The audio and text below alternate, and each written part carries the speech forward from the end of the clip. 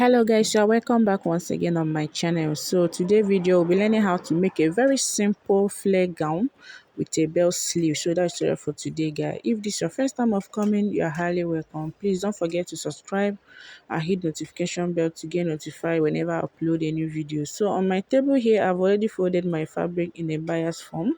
I folded it on its own fold.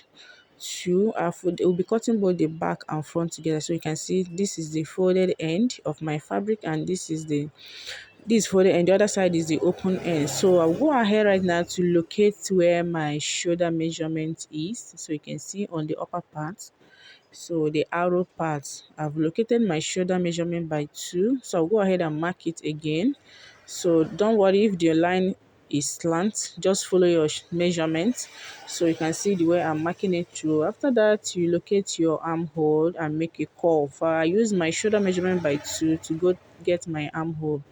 So from there now, I will divide it by 2, then come in by 1/2 inch. This is for the front part. So you see my line is not straight, don't worry. So just apply from the folded end, input your shoulder measurement.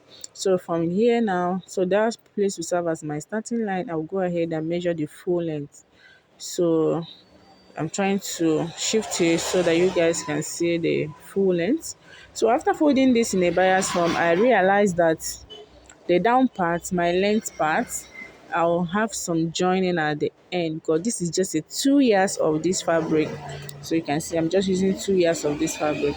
So at the end, I got from the shoulder measurement down to my dress length. So after marking, you will realize that there is some small place I need to join. So I'm trying to mark it all round. So you place your tape on the shoulder line, then you mark your dress length, okay? So you go ahead and mark. Don't worry about the joining, we'll join it later, okay? So now this is what, sorry, my camera didn't capture all the other parts. So sorry about that. So what I'm doing right now, I'm trying to mark out the length of the dress or the length of my gown. So that is what I'm doing.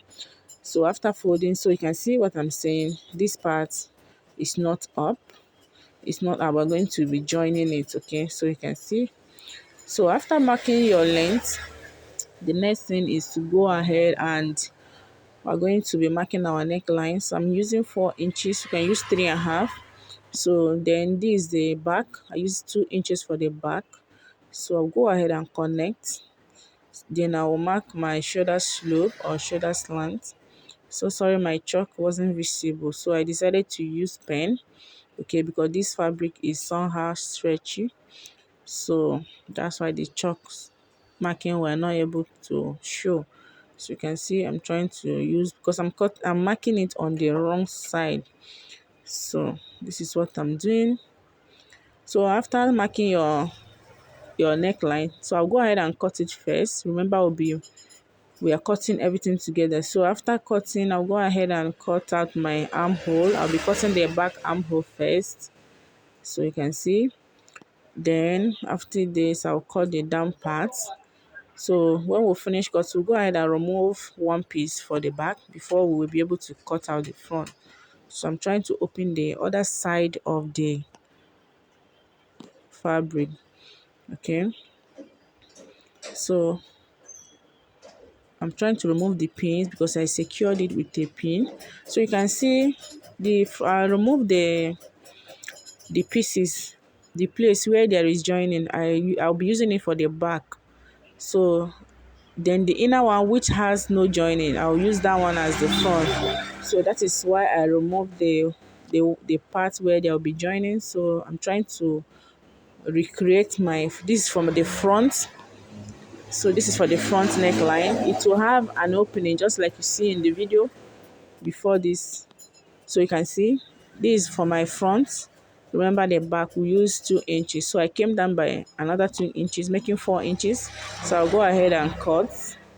So this is for the front neckline. After that, I'm going to be slitting it 4 inches down. So the total neck depth I use is 8, 4 for the round, then the 4 for the slit. So this is what it looks like when you open it up. So this for the front. I will set it aside. Then the next thing we are going to do is to go ahead and join the down part, the back. Remember, you can see, so you need to join it to complete the dress length.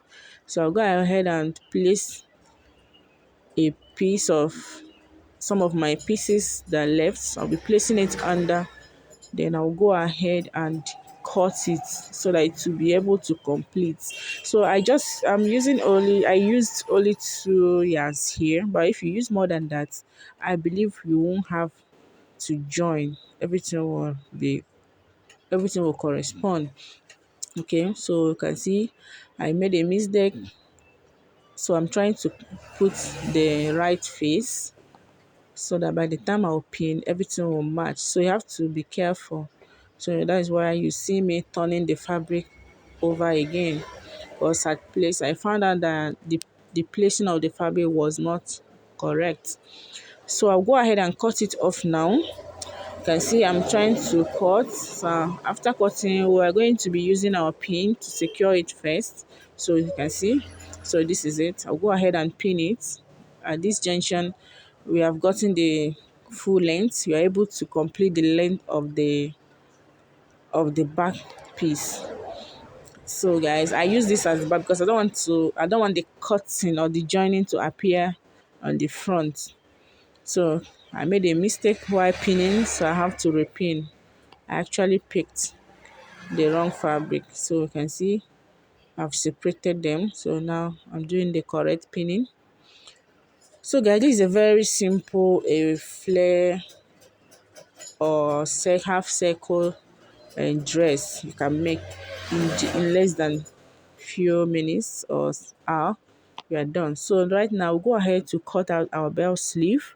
So I'll be using this fabric, this plain crepe, for the bell sleeve. So the first thing, you need to fold your fabric in a bias form for us to get the bell sleeve. Okay, so you can see I folded it in a bias form, in a slanted or diagonal. So this is how I folded it. So the length I use, I think, is about 24 inches or thereabout. So you can see I'm trying to get my sleeve folding. So now we go ahead and measure from here. I'm trying to know where my armhole divided by 2. So I'm trying to get where it will see. I'm trying to locate where it falls. So after locating it, that place will be your cap height. So you can see you go up from there by 4 inches, and that will be your starting line. I don't know if you guys understand. So the cap height is where I located my armhole circle divided by 2. So from there you go up by 4 inches to get your sleeve length. From there place you're going to measure. So you can see here I've gotten my sleeve length about 24 inches. So you're going to add your folding allowance, okay, or hemming allowance to it. So after that, now you can see I've marked my sleeve length. So the next thing we are going to do, I'm trying to correct check. So we're going to, so this, I hope you guys know how to cut a basic sleeve. So you can see, so I'm going to make a straight line. It's not giving me what I want. I think the armhole circle is not complete, so that's why I try to adjust. So after that, you make a straight line from the sleeve starting point to your cap height. There you get the midpoint.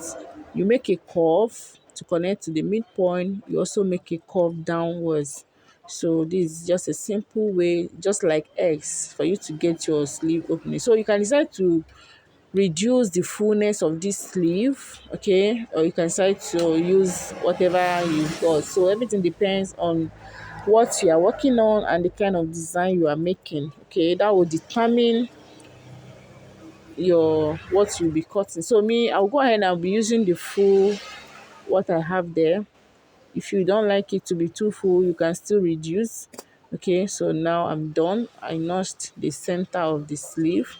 So I'll go ahead and use this pattern. You can see you can still reduce it depending on what you want. So I'll be using it to cut out the second sleeve. Okay, so I'll just go ahead and fold my fabric again. in a bias or diagonal form. So I'll go ahead and place my, you can see I've placed the other sleeve, so I'll just go ahead and trace it out. So after that, then we have our both sleeves ready. So this is what I have.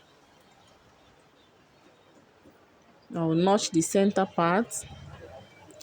Okay guys, so after this now I'm going to set it aside. So this is it. You can see it's full. If you don't want this fullness, you can go ahead and reduce. So we'll set this aside now. We'll be cutting facing. Remember this, there won't be any lining. So me, I normally like using facing a lot. So instead of sometimes the folding, but here I'll be using facing. So I'll go ahead and get a piece of my fabric. I'll fold it into two, then I'll place my front or back pattern on it. So I think this is for the front. So I've placed my front pattern on it, so we're going to trace it. You can see for us to cut the facing. So after tracing it, I'll go ahead and open. I'll remove it, then I'll come down a bit, maybe by 2 or 3 inches down. You can see the way I mark it there. So when you open it, this is what you have. We're going to be using it to face the neckline. Okay, I won't be folding, I won't be using a bias strip. So this is it. So you can see we're going to sew. First of all, sew the curvy part before you sew the opening side. So this is for the front. I'll set it aside, then I'll go ahead and do the same thing on the back side. On the back piece, I'll also repeat the same thing. So this will serve as our facing. So I'll go ahead and fold my fabric into two, then I'll go ahead and place my fabric on it. So you can see I use 3.5. I'm trying to make sure it corresponds with the front facing. So after marking, you come down by maybe 3 to 3.5 inches. Okay, then you cut and connect. So this is for the back. So I'll go ahead and pin it up. You pin it right side facing right side, just as the way we normally turn our lining, but the only difference is that we are using interfacing. It just okay guys, so now you can see here I'm done with the turning of the neckline. You can see how neat the neckline is. So this is why I like using interfacing instead of the using bias to turn it around. So you can see how the neckline is. I'm done with it, and I've even gone ahead to hem it down. So this is the finished look. So you can see here.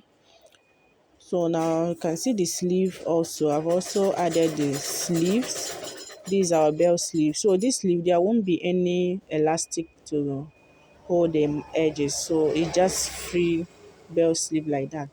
So guys, you can see I've finished this dress. So I'll go ahead and place it on our mannequin for us to see the finished look. So this is the bell sleeve. You can see how beautiful it came out. So you can go ahead and use elastic to hold the down part. Okay, at this point guys, if you have not given this video a thumbs up, please kindly give it a thumbs up, subscribe, like and share. Okay, so thank you so much for watching this video. Thank you so much. Please don't forget to subscribe, like and share. See you guys in my next video.